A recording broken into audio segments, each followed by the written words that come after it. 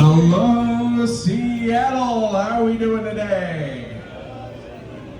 Guys, I don't want to hurt anyone's feelings, but that was really, really weak. Hello, Seattle. How are we doing today? All right. That's what I like to hear. All right, folks. Who is ready to learn about the life cycle of the salmon? Yeah, that was kind of weak.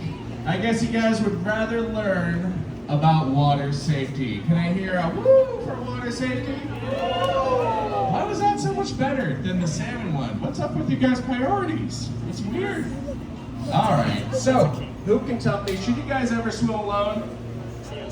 No, it's a terrible idea. Now, even if you're swimming with a buddy, what you want to do is you want to tell someone where you're going, what direction you're going to be going. Because I don't know if you know this, but there are tides out there that can move you all sorts of places. And you also want to tell them how long you're going to be gone. That way the people who care about you know when to send somebody like me to go look for you. Now, does everybody here feel like they can put on a life jacket? All right, well that's too bad because I'm going to show you anyways. Now, a life jacket is also known as a PFD. What does PFD stand for? That's right, personal flotation device. Now, what does PDF stand for? Well, you're lucky. I don't know what PDF stands for either. Now, what I want you guys to do is tell me when I'm safe, when I can go in the water. I think I'm good to go. Am I ready to go, guys? No. What do I need to do? Zip it and clip it. Ooh, golly, this life jacket's a little too tight for me. I'm going to loosen it up. That's safe, right? Right? Oh man, you guys really don't like the way that I practice water safety. I guess it's good that I have you around to show me the right way. What's gonna happen if I jump in the water with a really loose life jacket? That's gonna go over my hair,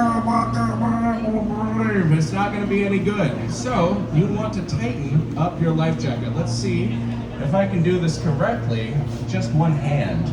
It's harder than it looks, and it's even harder to safely put on a life jacket when you are in the water. It takes the average person who is in the water already 5 to 10 minutes in order to get a life jacket on safely and allow them to float rather than drown. Now, the average person only takes 60 seconds to drown. That is not a lot of time to react. All right, what do you think? Am I good to go? But looks can be deceiving. We want to do the 2-thumb test. Are you ready? Now, it's not necessarily the best fit for me. If you don't feel like you've got a good life jacket on for you, should you swim anyways? Remember, you only got the one life. You want to be very careful.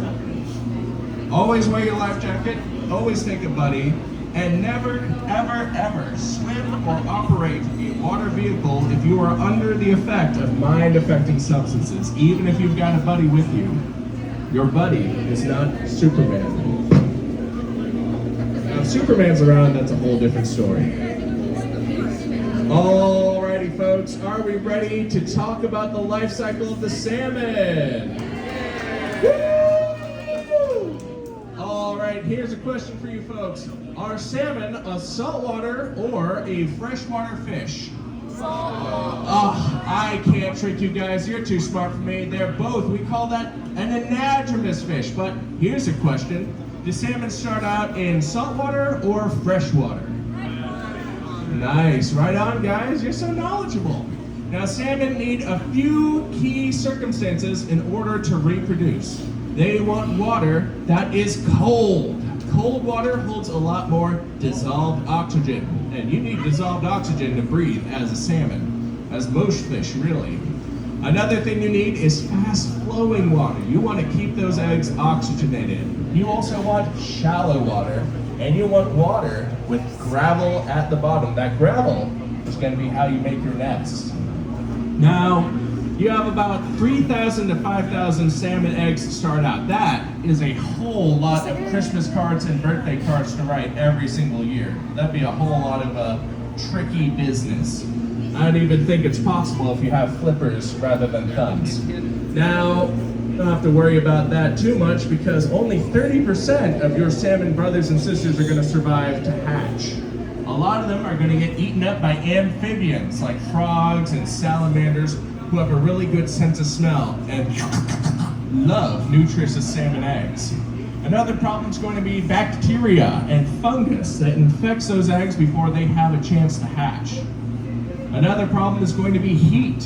When it gets too hot, especially if there are not enough trees for shade, a lot of those eggs can die even with gravel protecting them and regulating the temperature. But, assuming you're one of those lucky salmon eggs that hatches, you are going to start out as an alevin. Now, our alevin are a pretty interesting little guy. They don't hatch, bit of a misnomer I'd say, so much as they grow with their head and tail popping out of the egg. At the start, alevin don't have to eat. They've got the remains of that egg, nice bit of orange on their tummy, and they're going to feed off of that. They're going to grow and grow and grow, and that egg is going to shrink and shrink and shrink until they end up as fry. Still small fry. But as small as they are vicious little predators. Fry are going to use their sense of smell, both for hunting and for avoiding being hunted. And our fry are mostly going to be eating aquatic macroinvertebrates.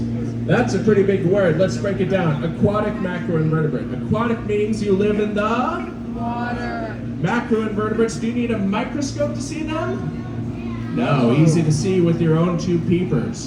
And then invertebrate. In is Latin, it means non. And then can you show me where's your vertebra on your body? Right there, your back, specifically your spine. So an invertebrate means you don't have a, just like your average American politician. So, aquatic macroinvertebrates is going to include things like caddisflies, mayflies. We also have stuff like dragonfly larvae. Those guys are going to be predators. They would just as soon eat a fry until the fry gets some pounds on them. Or maybe some ounces. I guess it depends. They're still pretty small guys at first. You also have organisms like our mosquito larva starts out in the water, and other organisms like water boatmen, scuds, and assorted other creatures. Our aquatic macroinvertebrates are an important part of the foundation of our freshwater organism ecosystem. They're going to eat a lot of the water plants, they're going to turn it into delicious nutrients, and they're going to get gobbled up, or they're going to end up as fries who also perform interesting assorted actions. As much as I don't like mosquitoes, they turn our renewable blood into calories for other animals.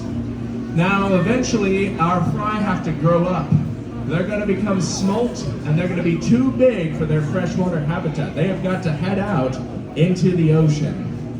After our smolt head out to the Puget Sound, they're going to eat and eat and eat. They're going to try and avoid being eaten, and they might go out as far as Alaska. Now, picture this. You guys have actually won an all expenses paid trip to Anchorage. Everybody say, woo! All right, now unfortunately I have to blindfold you for this trip to Anchorage. It's a surprise. You're still going there, but everybody take a deep breath right now. A big whiff with your nose. Everybody on a country, ready? 1, 2, 3. Did you smell it? Do you smell what Seattle smells like? Kind of a distinct smell, but remember that, it's gonna be important.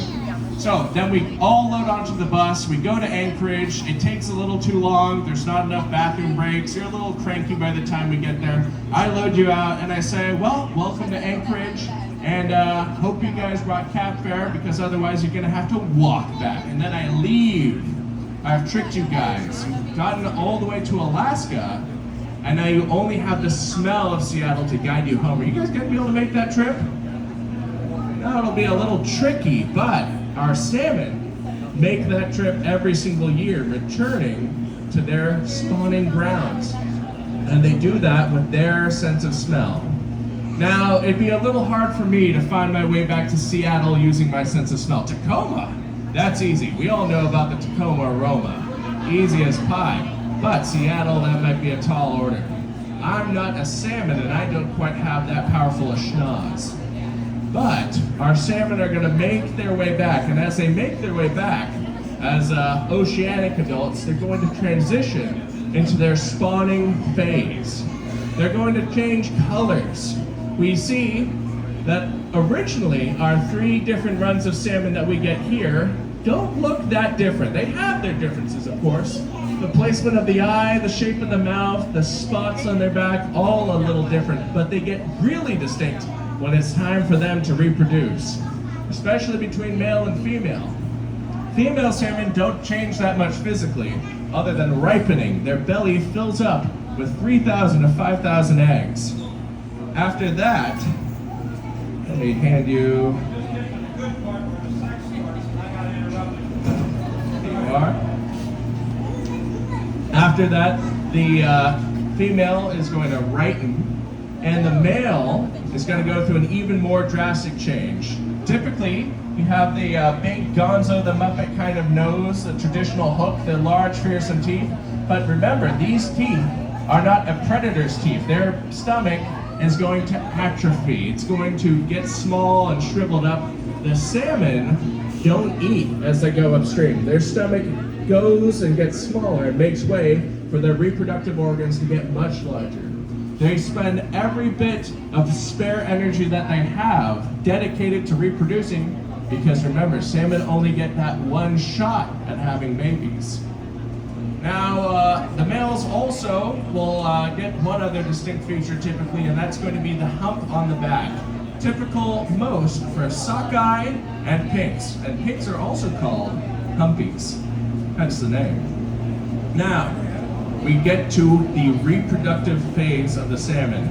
They're going to smell their way back from whence they imprinted, which is going to be different depending on if you're a hatchery salmon or a wild salmon. And then the females are going to jockey for the best position for their nests.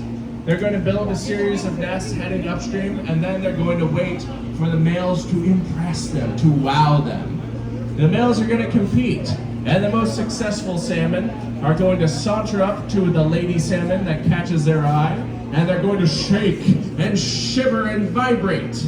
This is sort of the salmon version of a pickup line. It's salmon saying, "How you doing, baby?" If the female salmon is impressed, she's going to shake and shiver back. Sort of the salmon equivalent of a candlelit spaghetti dinner. After that, it's time for the reproduction. The female is going to lay her roe, her eggs, also known as red, in her nest. Then the male will fertilize them with his milt. After they are out of reproductive material, they've done their various pairings, the salmon are on a timer. Male salmon have a lifespan after reproducing of about 4 to 8 hours. They could probably fit in a couple of Marvel movies. Female salmon have 8 to 12 hours. They could probably watch a season or 2 of Grey's Anatomy if they really tried. After that, of course, their bodies are going to be shutting down, and they unfortunately will perish. It's kind of sad to see. In fact, sometimes you see salmon whose swim bladders have shut down before the rest of their body, drifting helplessly in the water as they shake. It's sad to see. Thank you. Have a good one. And thank you guys for being here today.